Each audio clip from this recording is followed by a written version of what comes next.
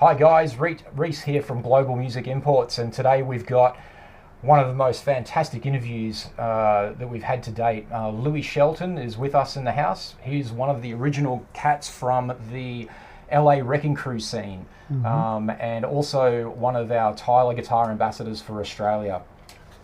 Joining us shortly will be Rich Renken, also from Tyler Guitars, and he'll take us through, I'm sure, some interesting stories about Tyler and how it all came about. Louie, thank you so much for sharing your time today with us.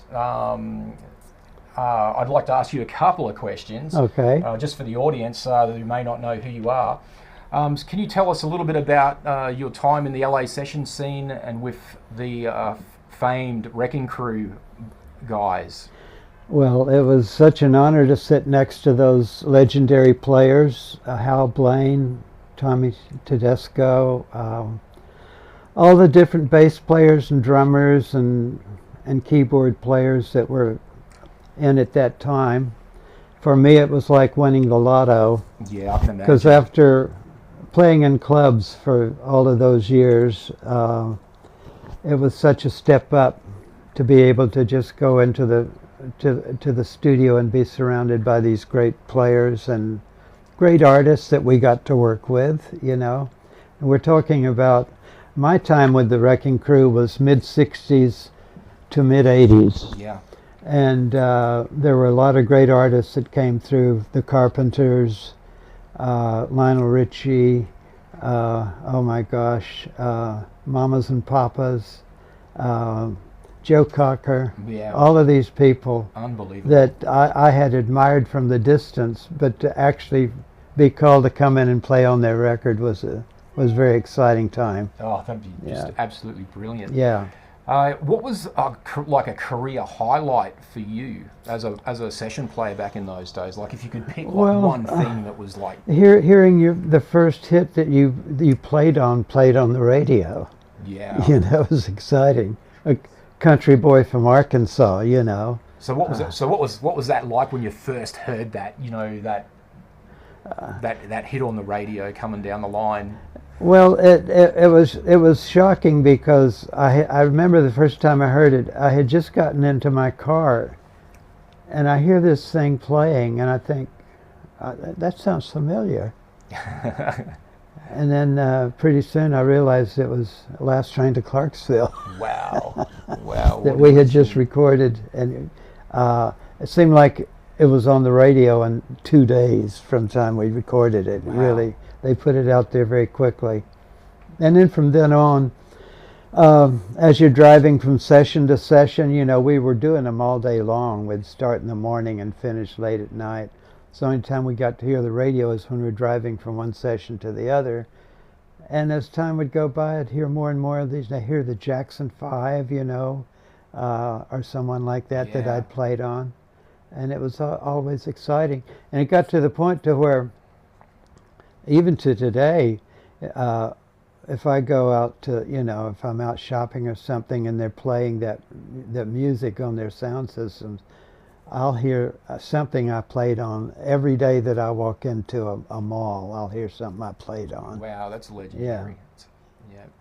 And if you could pick one session out of all the sessions that you've done, and I know you've done like literally thousands of sessions, what would be the career highlight, or the person that you love working with the most? Well, there's a few of them, and I would say Lionel Richie, working with him was the top, you know, top of the list, and Boz Scaggs. Yeah, wow. Because you got these great artists there also giving you a good vocal to play to, and they appreciate what you're playing, you know, they're so respectful. With Lionel, the first time I recorded with him, we played the song down the first time, and we just have a chord chart. So I'm listening and I'm just doodling around on the guitar, and we do that first run through. And he said, "Man, that was great. Play that again." I said, I don't know. I don't even know what I played. I was just feeling around, you know? Yeah, jamming. And he said, "Okay, engineer, from now on, when we're recording, I want you to roll the tape on the first take, because sometimes Louie will play something that we want to repeat, and we'll have to play the tape again to refer it, so I could learn what I played. So I thought that was... Yeah. And you've also worked with the Jacksons on the Jackson 5s. So what was that session like? Can you tell us about that and how you actually physically got that phone call to come in and do that? Yeah, that was pretty early in my session career. We had done the Monkees stuff, Last Train to Clarksville, which featured my guitar a lot, and Valerie. It was exciting in that I was a Motown fan. I had listened to their stuff, and we played it in the clubs for all those years. And so Motown had moved out from Detroit to L.A., and so they didn't bring that original band with them. They put together a band in L.A. for that, and I happened to be one of the players that got that gig.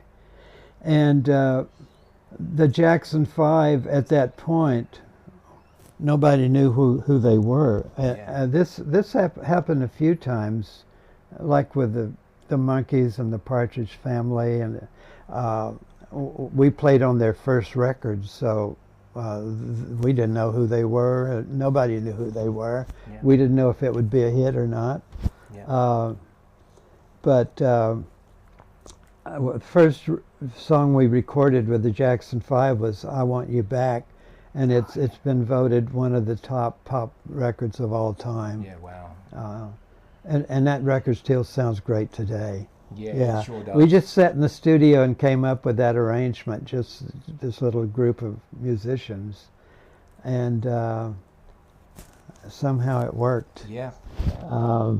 Because the Jackson 5 weren't there, only the producer and the writers were there. So it was later on that I went down to do an overdub. That was the first time I saw Michael Jackson. He was 11 years old, and he was doing his vocal on "I Want You Back." That's incredible. And it was just me and the engineer and the producer there. So I really, I got to witness that historical event of him doing his first that record. would have been absolutely mind-blowing. Yeah. So looking back on that, you'd be pretty proud of your career.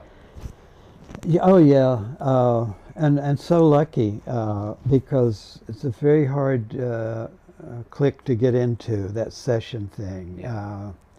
And timing is everything. Glenn Campbell had been one of the #1 session players up to that point, and then he got his hit record and quit doing sessions, which left a little bit of a vacancy there. Vacuum there. So, and Glenn was a good friend of mine. We worked together in Albuquerque before he even went out and became a superstar. And so I kind of filled his slot there. Otherwise, he would have still been doing sessions, and I'd still be working in the nightclubs. Yeah.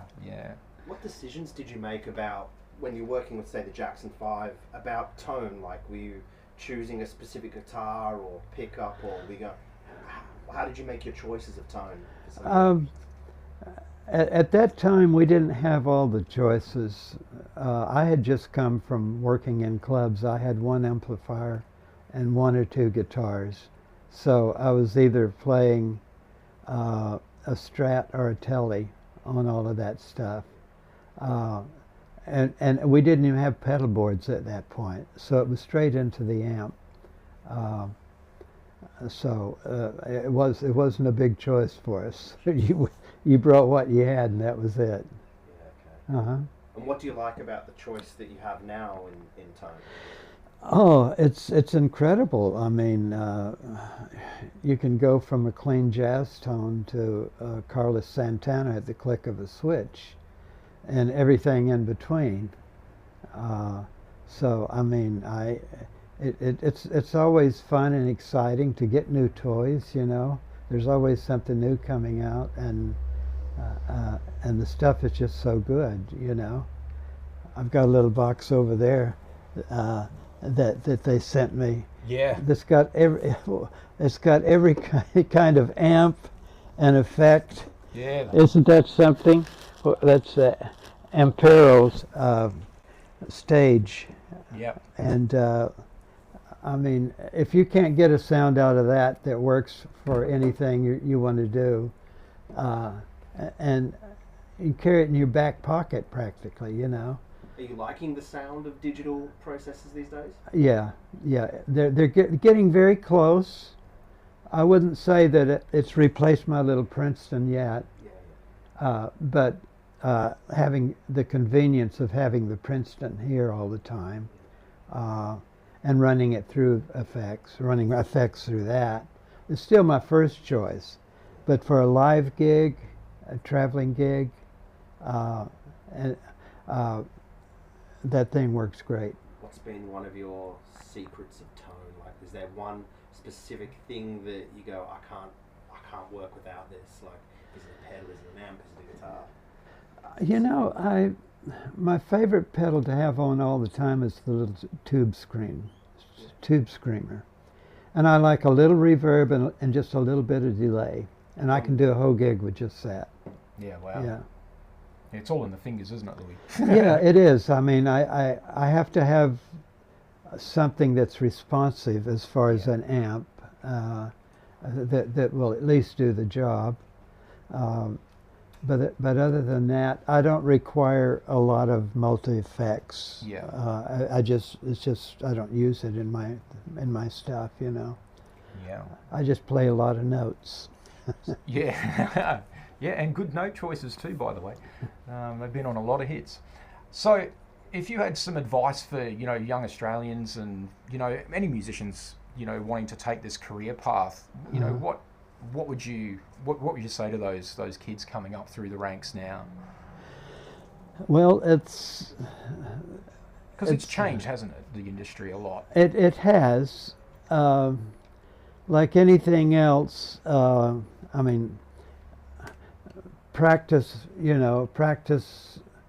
to get as good as you possibly can, so that if you ever do get that chance, you're ready for it. Yeah. And you need to be versatile. You need to have your gear together and in tune. I wasn't a reader when I got into the session thing. I kind of learned to read as I was doing sessions. Yep. But I think it's an important step to go ahead and learn to read as you're learning everything else on the guitar. At some point in life you're going to need it. Yeah. And especially live gigs, because a lot of people, you get called for a gig and maybe not even a rehearsal, and they'll send you the charts and say, here's what we're doing. So you need to be able to read those charts. Yeah. A guitar is different than most of the instruments in that it's usually just chord charts for us, and they want us to play our own licks and try to play what fits the tune. Yeah. But still, there will be times when you need to read, and also it's just it's a great thing to be able to be able to read, to learn new stuff, because everything's available now. Yeah. And charts. So, I mean, I'm still learning. I mean, I come across these new guys on YouTube all the time that shows me something else that, just try that, And there's some amazing players out there. Oh, man. It really opened the door to so many great players that we would have never heard of if it wasn't for YouTube. Guys in Italy and Russia and France and all over the place. All of a sudden you come across this guy that you've never heard of. That's just fantastic. Yeah. And they build their own following and become very successful. What was your first big break? Like, what was your first time from going from little stage to working with someone that you went, whoa? It was the Monkees, because I had done the demos for these writers that wrote for the Monkees and produced the Monkees. They had been just writers for Screen Gems, a publishing company. And so they would write a few songs every week. We'd go in and record them. And so when they got to the deal to do the Monkees, that was a big break for them. And they wanted to use musicians that they were familiar with. So I was lucky that I was one of those musicians. And then how did that turn into your next? Well, Hollywood, the way Hollywood works is I had been there I got in Hollywood in '63 and wanted to do sessions, but I had to end up playing in clubs and taking road gigs and playing on demos because none of the producers wanted to try anyone new. They had guys that they, were used to working with. It wasn't until Last Train to Clarksville became a hit, and those producers heard that, and they were friends of the producers who produced it. They said, "Who played guitar on that?" So once that happens, then all of those producers that didn't want to know you before, now they want to get that guy that played on that record, Yeah. So that opened up the door for me. Yeah. You just got to run through and open as many more doors as you can from that. Oh yeah. Well, then the calls start coming into you. People start calling me, So I filled up my book with,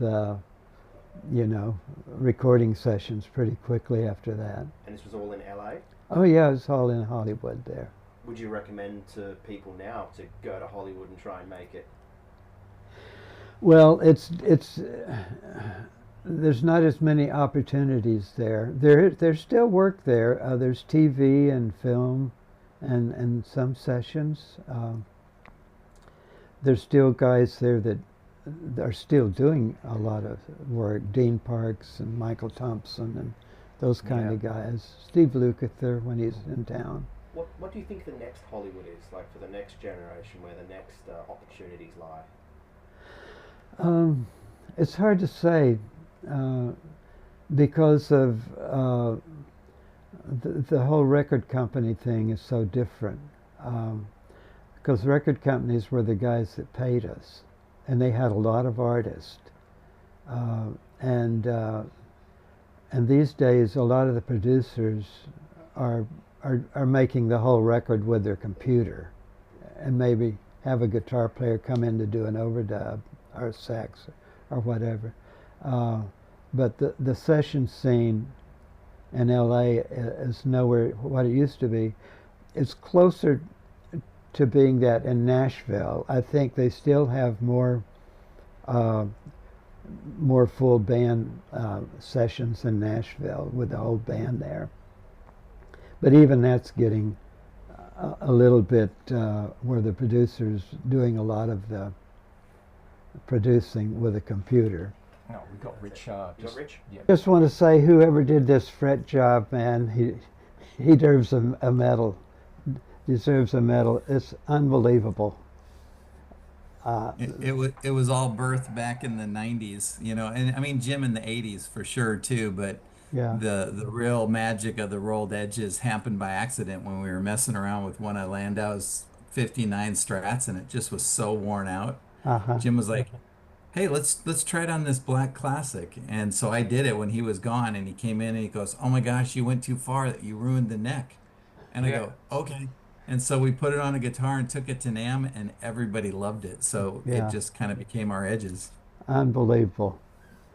I played for a corporate gig the other night for about 300 oil people in Australia, Caltech and all of them. And this was a star, because we always do Santana stuff and ZZ Top, and those guys, they love that stuff. And nice. I had so many guys crowded around and asking about, this guitar. Only one of them had heard of it, and it's amazing how many guitar players they are out there that do other jobs, like whatever these guys do in the oil business. So one of them had a lot of different versions of Strats and Tellys, and he said, "Oh yeah, Yeah, the Tyler, they have that funny headstock.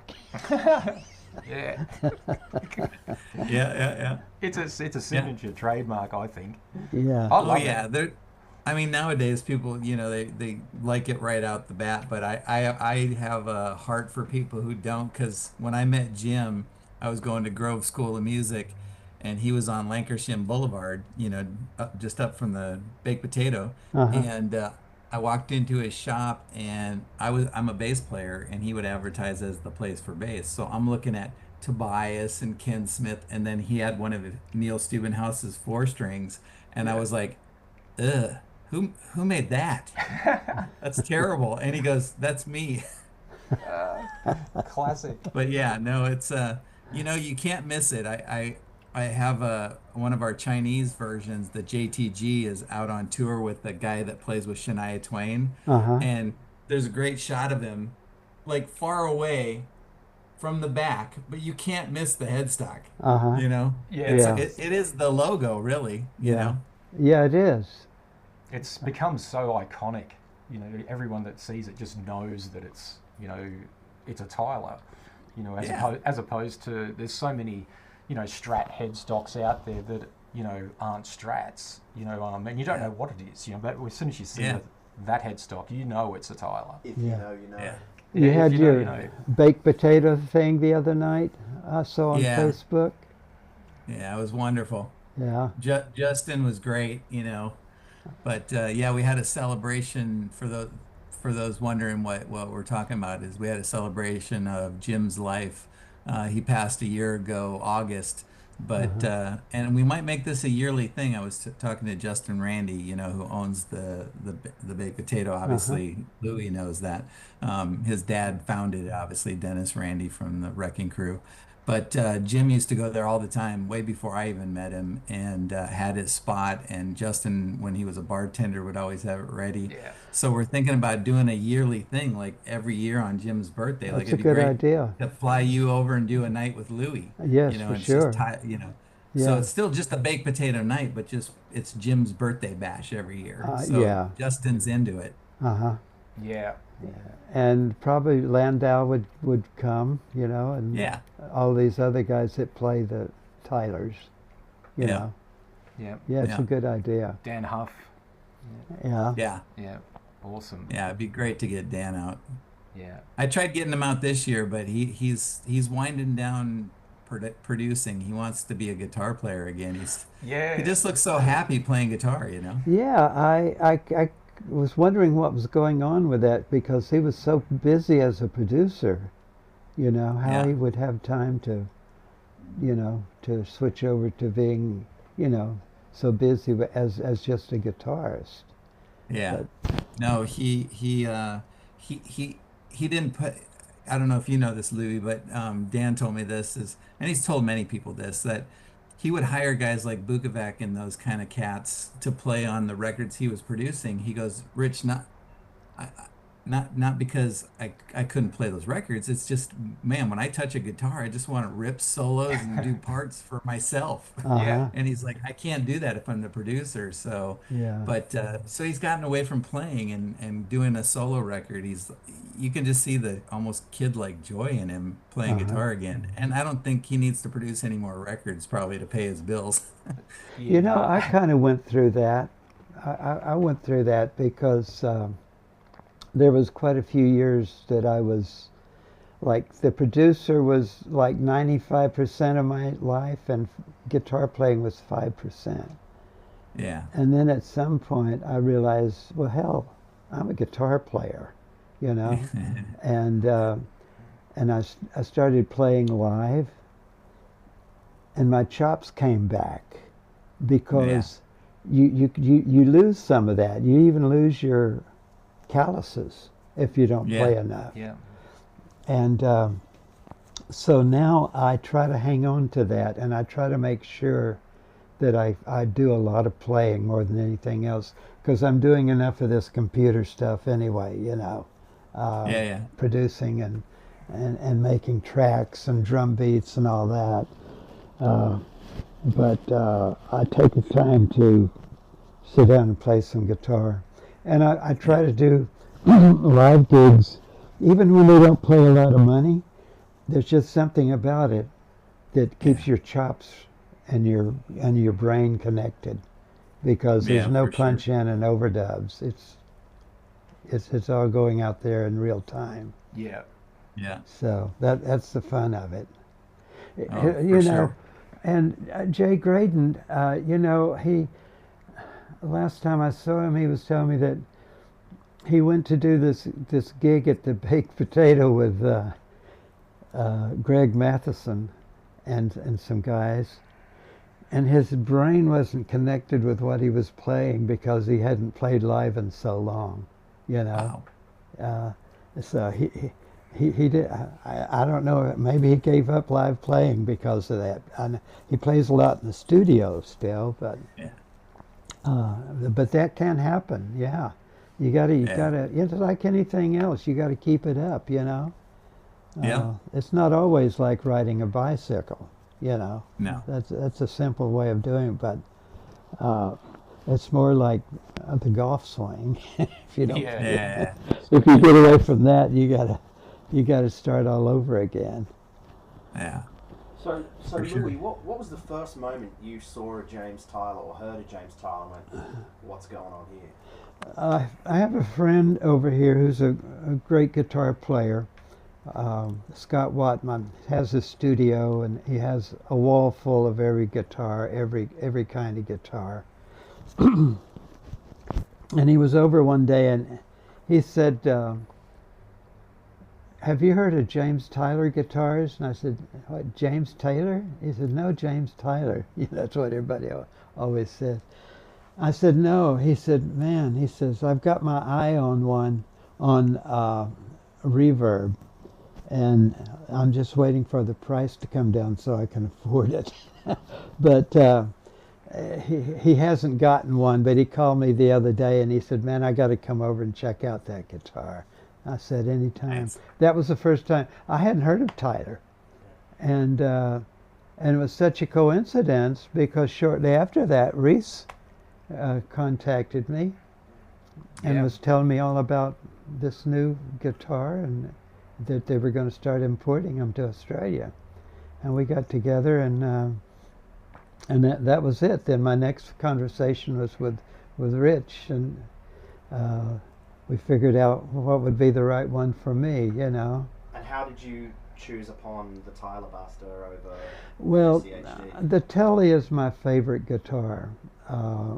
I use it more than anything else, and I'm just a front pickup, backup, or in between. Not much fancy stuff. I have a few Strats that have the 5-way switch and all of that if I need that. But this is just the most comfortable guitar. It's what I played in the clubs all the time. And to me, it's just so versatile. And what was your first feeling when you picked that guitar up for the first time? What did you feel? Well, it's hard to describe because there's so much about it that's, you know, it's just such a fantastically well-made guitar. I've never had locking tuners. I've never had a Telly with a humbucker on it, you know, which is something I always wanted. And we made it happen. And to just feel the neck and the precision is just unbelievable. Although I might try to talk him out of one of those Strat kinds with all of the switches one of these days. Yeah. Well, with all of those LA switches. LA switches. Yeah. I was in Nashville taking Dan Huff has that 64 Strat that Jim put all the guts in and put a Floyd on back in the day, and I was working on it, and Vince Gill walked in to Joe Glazer's place in Nashville. He's a big repair guy, and I had met him briefly once, so he kind of looked at me. He's like, "Hey man," and I was like, "Hey Vince." And without hesitation, and he was probably 20 feet away, he just pointed and he goes, "Is that one of those guitars with all those LA switches?" Yeah. Pretty fun. That's a classic story. Yeah. He's right into guitar, you know. Yeah. Man, I've seen his room full of guitars. I think I counted what was it, like 20 tellies in one of wow. the shots or something that he had lined up. Wow. Not to mention all the other stuff. And what's your thoughts on the burning water finish that we see there on that guitar? Oh, I love it, and that's you know, that's a great feature. I saw this on some of the. I saw this on their website, and I thought this the most spectacular color of a guitar I've ever seen. I still don't know how you do it. Everybody asked me, how do they do that? And I said, well, I guess they spray a bunch of coats and they take sandpaper and sand it down through the coats. Is that right? Or is that yeah, basically. close We don't enough? share the exact way, but yeah, that's how it happened. First was I was sanding a guitar down and I was half done. I think I told you this, Louie. I was sanding this turquoise guitar down and I was half done and it was sort of turquoise and silver and wood, where just kind of the pattern I sanded into it. Uh-huh. And Landau was coming in and I said to Jim, I said, this looks like something Mike would like. And he goes, well, I'll leave it on your bench. He's coming in tomorrow. And Mike, you know, you've talked to him. He walks in, he goes, oh, what is this? What's that? And Jim and him added the other colors and it became Psychedelic Vomit. And funny enough, used that with James Taylor. And then he was in that band Burning Water, and he wanted something that looked more like Burning Water. So that's when Jim started working on the process that became that type of finish, you That's know, amazing. that looked more like water, like, yeah. Yeah, it's Pretty definitely fun. unique. Yeah, Yeah. it stands out in the crowd. Yeah. Yep. And what's really great for us is, you know, we have an occasional, you know, customers that just are more traditional and want a kind of a Strat or a Telly body. Uh-huh. And when you get like that finish, it's so Tyler. It's like Yeah. it kind of takes that Fender part away. Yeah. You're still comfortable playing that Fender comfortableness, but it definitely screams Tyler from a mile away. So Yeah, yeah, pretty great. yeah. It's a trademark almost, you know, Yeah. amongst Yeah. other trademarks that you have. Yeah. We're getting copied in Asian countries because we're hugely popular in like, you know, all over Asia. And You have some great Asian players too. I've seen oh my gosh. playing the guitars. Yeah. yeah, Yeah, they're doing a yeah, great it's job. pretty crazy. Yeah. Mhm. Great. It's like they're living the 80s session guy thing Uh-huh. for the last 10 years there, and we have all those session guys in like Thailand and Philippines or Indonesia. Yeah, You Yeah. know, Yeah. yeah, yeah, yeah. yeah. I did Pretty some dang cool. cruises before COVID, which was really fun. I really got to see the world like I would have never seen it. And most of the musicians that were on board as the backup bands were from the Philippines and Indonesia and all of that. Mm-hmm. And they could read fly specs, man, because Right. they had to back up every entertainer that came on board as a guest entertainer. Yep. And it ranged everything from classical to comedians with crazy kind of, you know, charts, Yep. to 60s music, and really uh, just very good players and so into it, you know. Yeah. They love the music. They love what they're doing. And I still keep in touch with them on Facebook, Yeah. even though I don't Yeah. do cruises anymore, Yeah. because I don't like the traveling to and from the ship so much. You know, I had a bunch of crazy experiences because here I'm traveling with a suitcase and a pedal board and a guitar, and I would have to go sometimes from Australia to San Diego to get on a cruise that was going from San Diego through the Panama Canal and get off at Fort Lauderdale, Florida, and then fly back home. And Yeah. it was those trips to and from that I said, no, can't do that anymore. You know, it's just I'm too old for that. You know, Yeah. I'm comfortable here doing what I do. You know, I don't go any further than from here to Brisbane to do gigs, and that's Yeah. And there's plenty of gigs here. You know, that's the thing about Australia. This Gold Coast, it has so many clubs and places, surf clubs, RSL clubs, casinos, that have entertainment all the time, from here to Brisbane. Yeah. You know, we're really lucky. Yeah, the live music scene here, man, is unbelievable. It's not like LA where, you know, you got the baked potato and I don't know, maybe a few other places, but when I was living there wasn't a lot of live places. Even in Nashville, I found, you know, relatively speaking, what you would expect in Nashville, there wasn't that much live gigs around, you know. A few of them down on 2nd Avenue and Broadway, and a few of them around. But this place here is just, you know, every suburb there's another place with a band or, you know, music. So you can play all as much as you want here. You can take as many gigs as you want, basically. Hey, Louie, if you were allowed access into the James Tyler factory with the most crazy ideas and they said yes to anything, what would you do to custom spec up the most crazy dream guitar of yours if you could do anything on a guitar? I'd probably just have them do another cutaway right here. Why is that? You know, I had a 52 Telly when I was 12 years old. I had gotten a gig with a country band that had a 5-day-a-week radio show and a Wednesday night TV show, and I was able to get a brand new Telecaster, and that was in 53. Actually, it was probably a 53 Telly. And I guess a couple of years after that, I don't know if I wished I would have gotten a Strat or whatever, but anyway, I took and cut it out myself, the whole thing. Ruined the guitar, I mean, from a resale standpoint. But I was happy with it.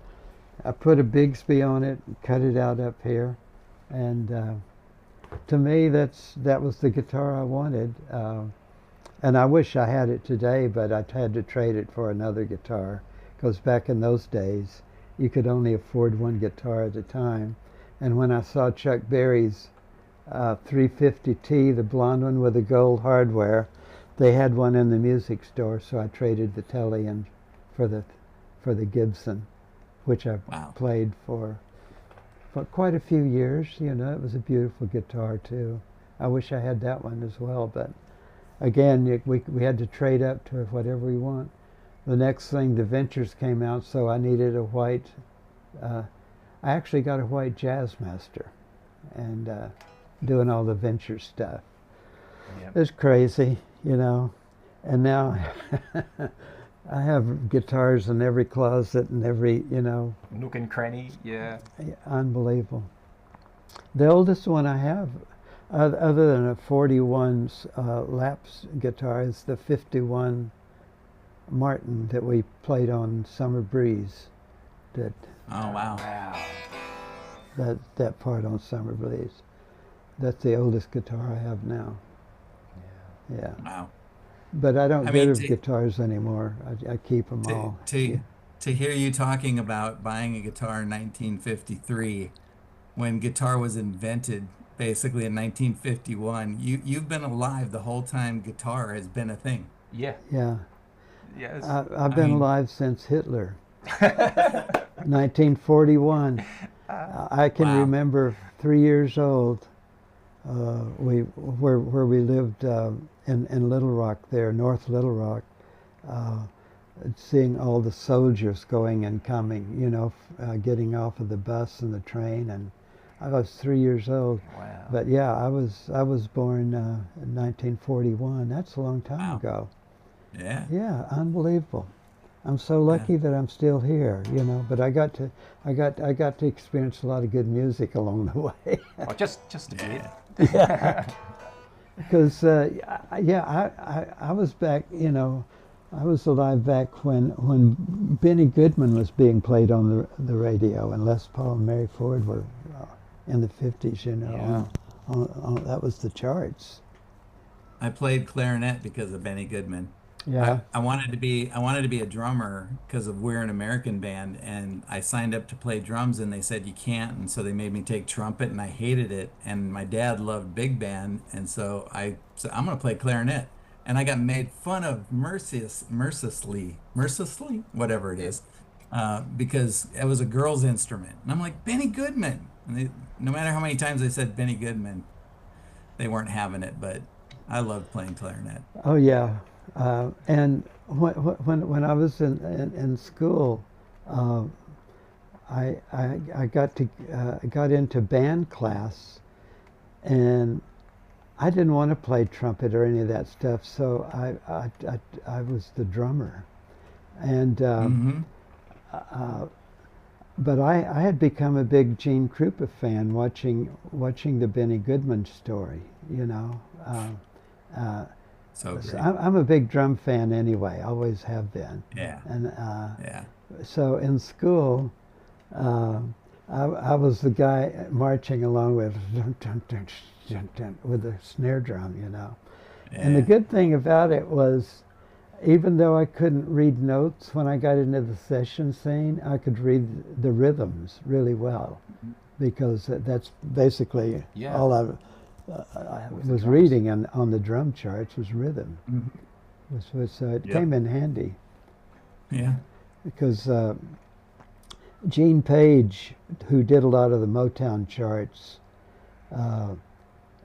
even if it was a chord chart, there was rhythm stuff there, and tied pushes, you know, 8-note pushes into the next bar, dotted sixteenths. And so it came in handy that I recognized that stuff. Yeah. Yeah. Wow. Awesome. Rich, are you going to NAMM next year? Yep, we'll be in with Rev again. With Rev officially. Yeah, even bigger, even more wall. So. Yeah, awesome. Louie's thinking about maybe coming over. He's gonna check some dates. So we'll be in touch. Maybe we can do something with Louie. That'd be great. And Tyler over there. It'd be fantastic. Yeah, it would be wonderful to do something officially at the show. But I'd love to just buy you dinner and talk about Star Wars. Okay. Okay. By the way, Star Wars. I haven't had a feeling like when I came out of Star Wars when I was a kid. I saw it in a drive-in theater in like '77, and I haven't had that feeling again. That just wonderment until I saw this movie, Godzilla -1. So it came out about a year and a couple months ago, and it's not the American sort of, it was incredible. It was right after World War II. Godzilla is a metaphor for the nuclear bomb and Japan surviving after being bombed and rising up to, be strong again. And it was, oh my gosh, I walked out of that with a friend and we looked at each other like, what did we just see? And I go, dude, I haven't felt like this since '77. So if you get a chance, you got to check it out. It's -1. Yeah. Yeah. Awesome. I think Spinal Tap opens here tonight. Have you seen that one yet? The new one? Yeah.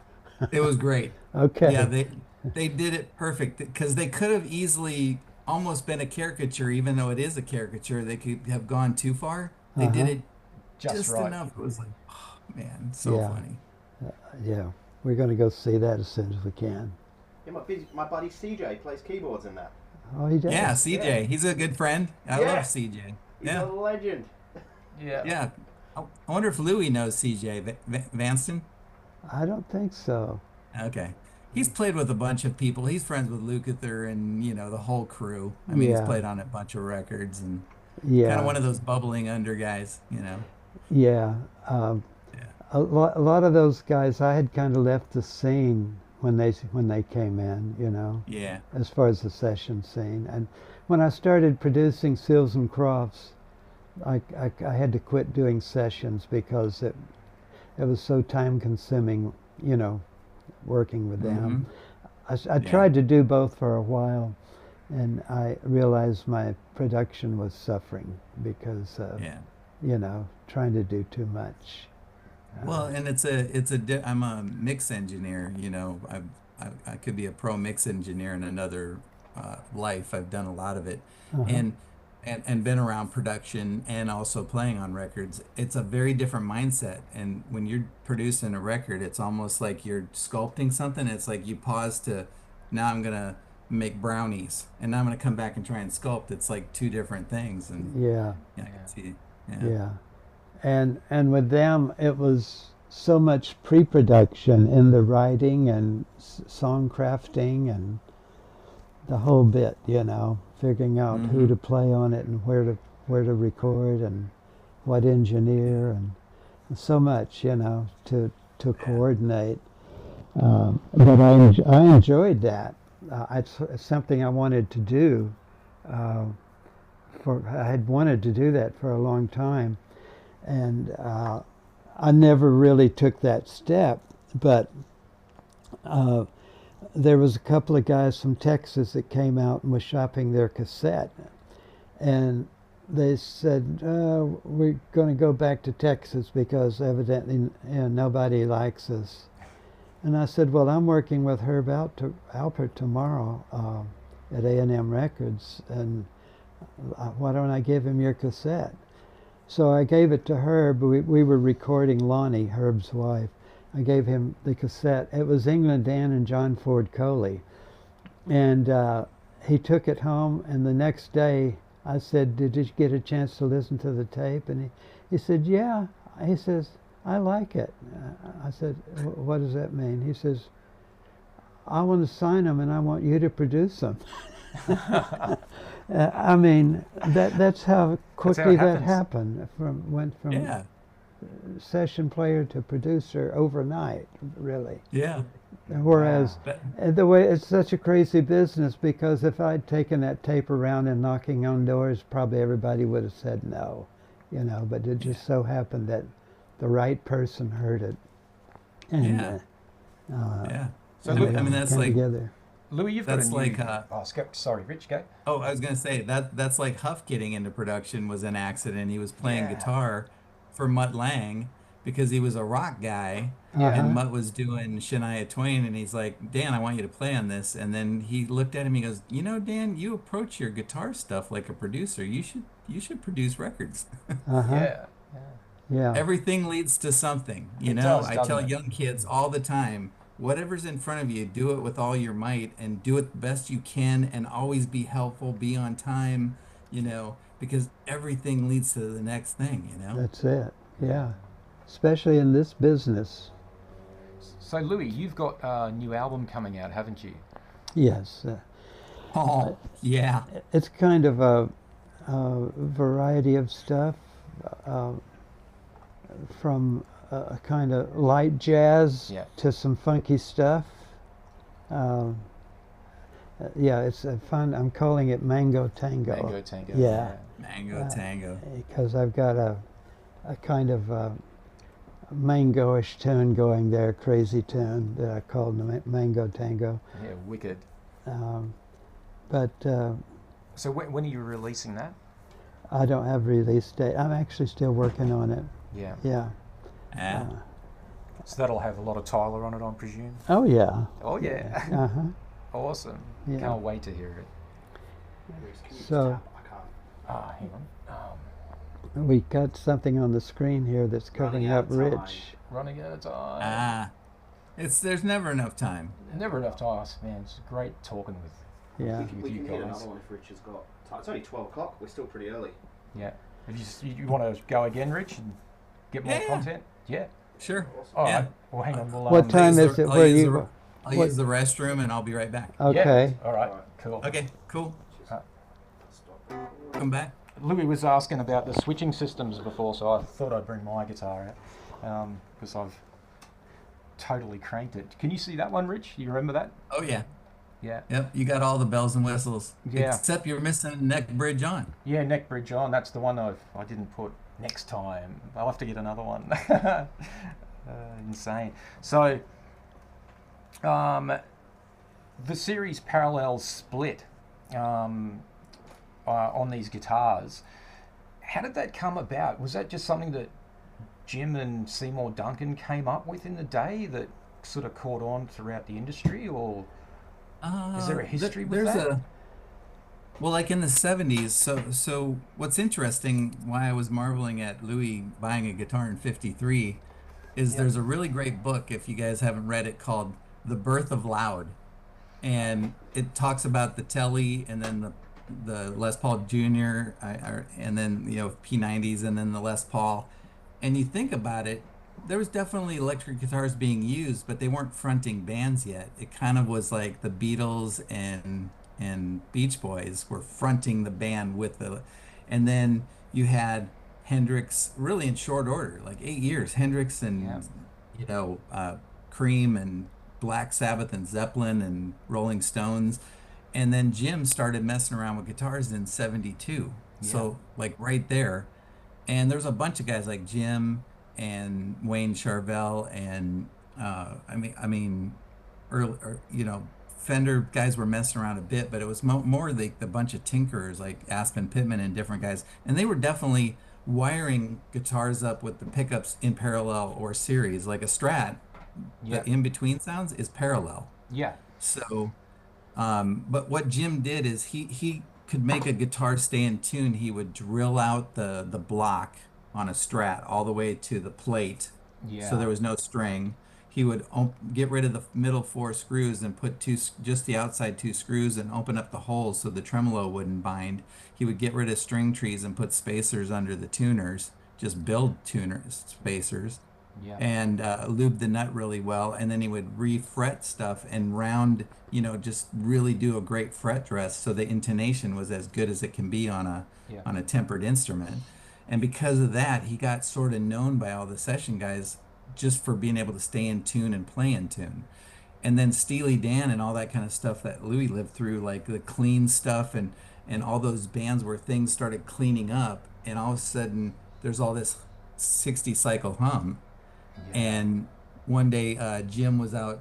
I could send you these photos, but he was out at Seymour Duncan's, and Seymour Duncan was just another repair guy that Jim was friends with. He came out here from Chicago, and he actually learned how to wire pickups at Schecter with Dave Wow. Schecter, and he was just part of that whole crew. Dave Schecter and Tom Anderson and Pat Wilkins and Jim.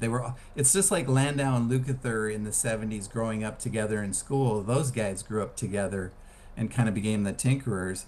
But his shop was just this little bitty shop, Oh wow. you know.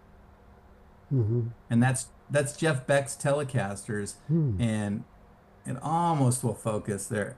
Yeah. But on he had one string pickup winder, but it was this little small shop in Santa Barbara, and Jim was out there, and he was waiting for Seymour to go eat lunch, and he's looking at pickup parts, waiting for him to go to the bathroom. Funny enough, and Seymour comes out, and Jim says, "Hey, what if we put all tall magnets in, and we push the top down about halfway, and we put another top on, and we wind one coil one way and one the other? Would that be a hum canceling single coil?" And he wasn't trying to create series parallel. They were trying to get rid of hum. Yeah. So you didn't have these hum, because the humbucker sounded great in the studio, but it didn't sound like a single coil. Yep. Now, that led to being able to wire it up series parallel, and Jim would put in a couple of, stacks and a bridge pickup, no five-way, and it would just be series off parallel only. So you could get all combinations. Because Jim was always hanging out with and talking to the session guys, and they were always pushing the envelope, trying to create different sounds. Louis knows this from producing records. You do all your core stuff, but you're always looking for that thing that's a little bit different or does some little weird thing, and so that all went into a guitar with. Oh, and then the other element was Demeter and his preamp. He had a noise canceling circuit. So Jim didn't like the noise canceling part, but he liked what the preamp did with the buffered signal on the guitar, which basically just takes the cable bandpass out. That's all that's doing, is making it a low impedance signal. That all went into a guitar that went on Billie Jean with David Williams in 1983. So like 10 years after Jim started dinking around, what he helped create, and it wasn't just Jim. I mean, Jim is definitely you look back and you think about Steve Watson and Dean Parks and Landau and Huff and Lukather and Tim Pierce and gosh, I mean, on and on. It's like he was pretty dominant as far as because it would be like, like any piece of gear. Oh, everybody's got to get a tube screamer. It did that thing, and now everybody's got to get one just so you have it in your arsenal. Same thing with a Tyler. Yeah. So that's what it was. Is he was going. It was more they were trying to be quiet, and then that opened up doors to do this thing. And it's any combination of series and parallel.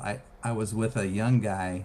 I bet you'll even be able to hear that over this even over this video chat. I was over at this kid's place, and we were sitting next to his studio gear, and we were plugged into his amp, and it was sounding Billie Jean. But I said, "Hey, we're sitting right next to your preamps. Let's plug in." Oh, here it is. And I said,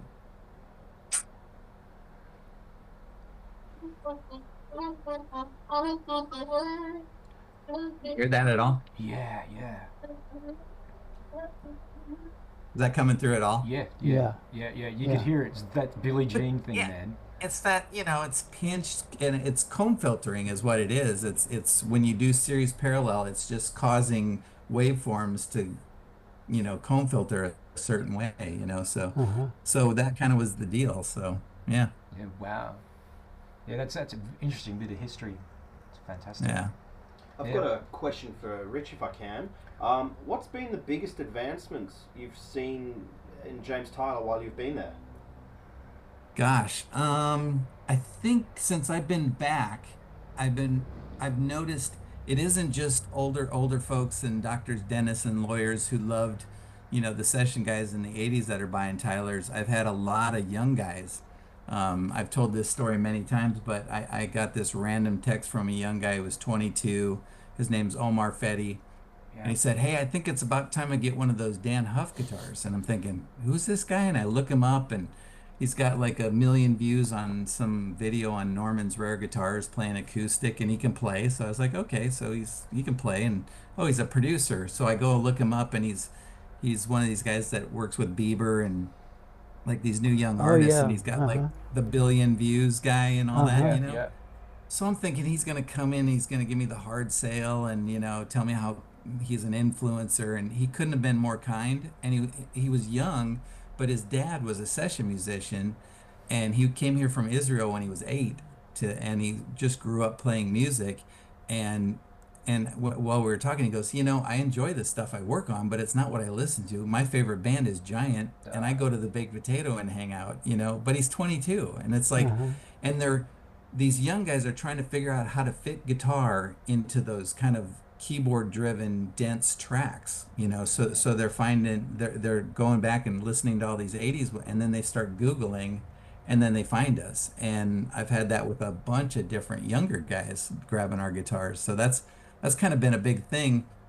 And Jim kind of got into a groove of just the Studio Elite HD, so it was just a humbucker single with the preamp, which is a big part of the sound. Yeah. And he kind of got away from all the switches and the buttons and everything, because it's definitely another land to have somebody wiring up 16 of those a week as opposed to just a volume tone and a boost.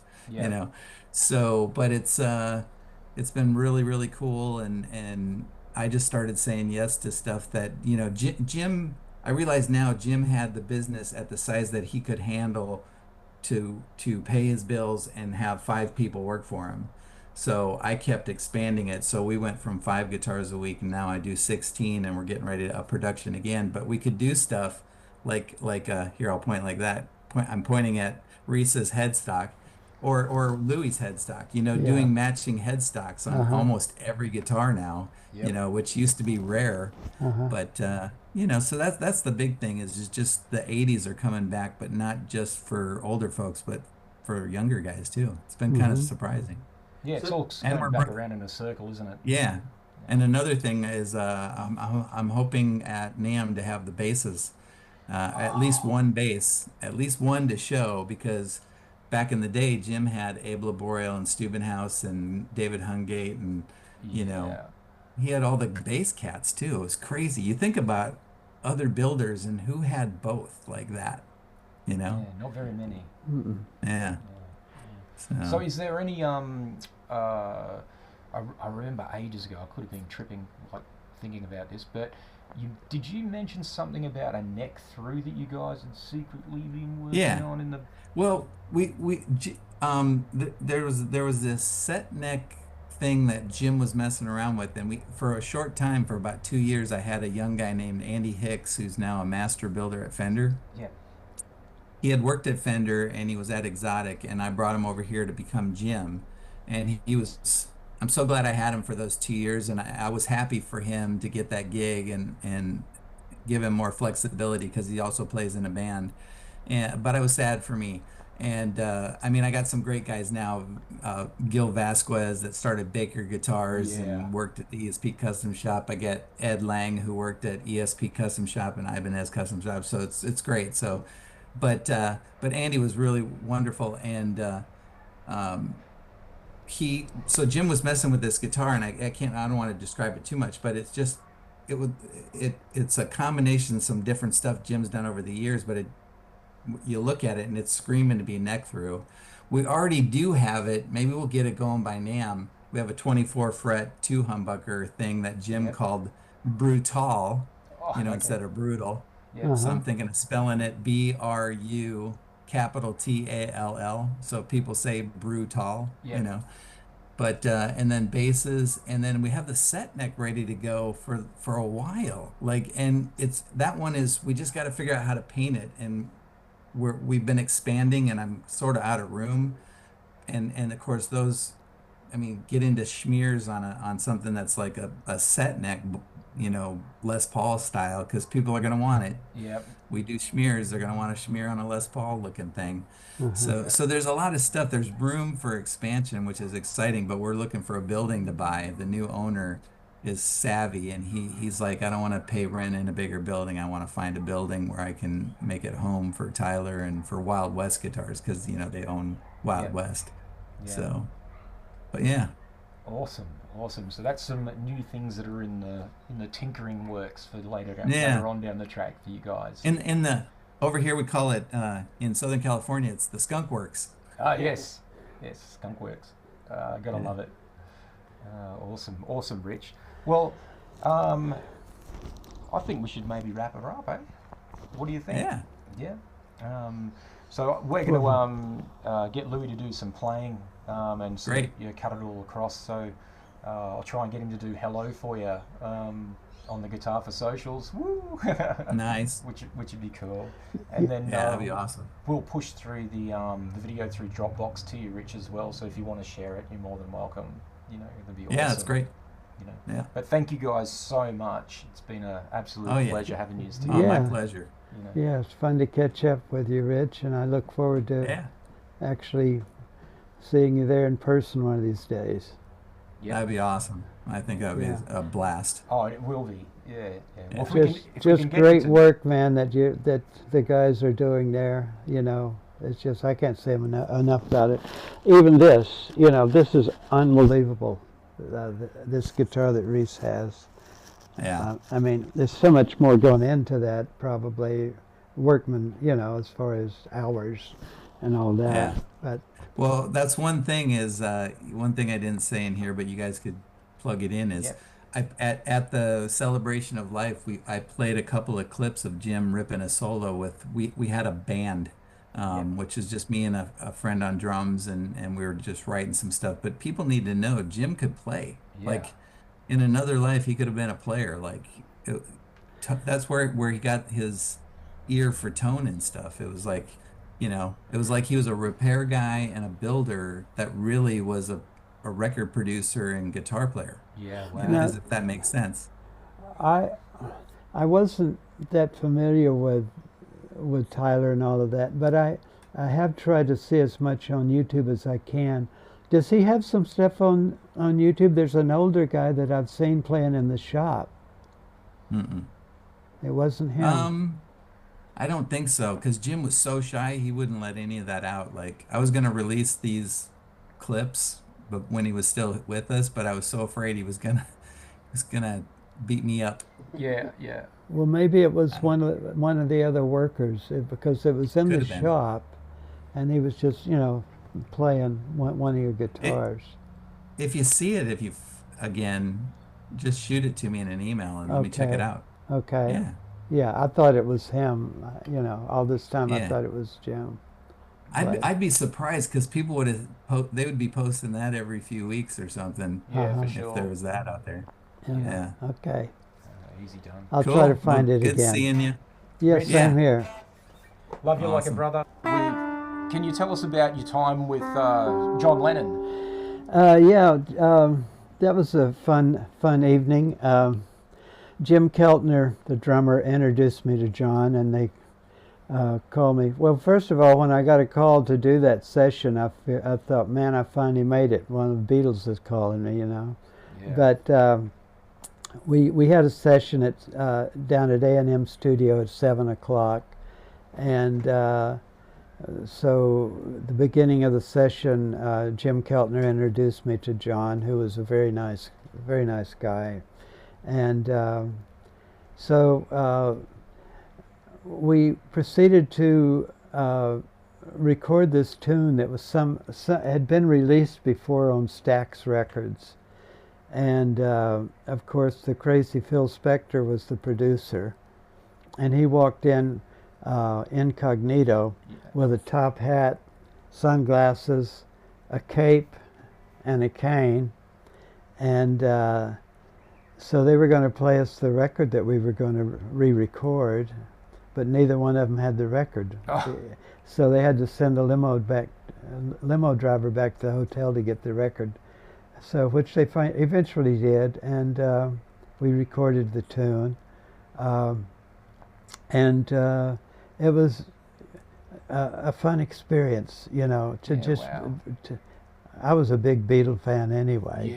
Yeah. And it was just an honor to have, played on one of his records, one of his albums. Yeah, that's awesome.